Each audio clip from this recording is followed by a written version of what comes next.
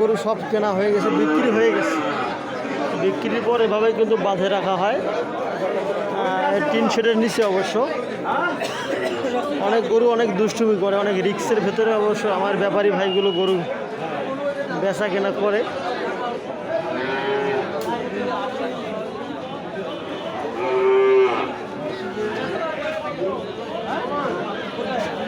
এই গরুগুলো সব কেনা হয়ে গেছে, বিক্রি হয়ে গেছে।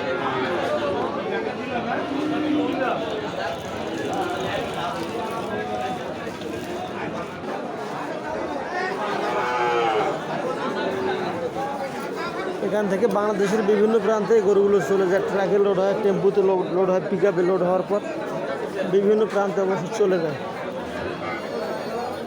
ওইদিকে বেচা বিক্রির লেনদেন চলতেছে, দেখতেছেন। 10 থেকে 11টা 12টা এর ভেতরে মোটামুটি মেইন হাটের বেচা কেনার সময়।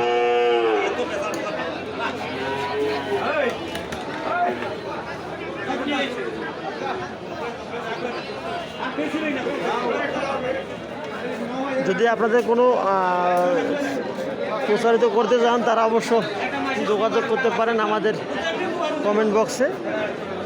আপনাদের ফার্ম, আপনাদের বিভিন্ন যেটা আপনি প্রচার করতে চান গরু রিলেটেড, পশু পাখি রিলেটেড, আমরা চেষ্টা করব আপনাদের সঙ্গে যোগাযোগ করার জন্য। ভালো থাকবেন, আসসালামু আলাইকুম।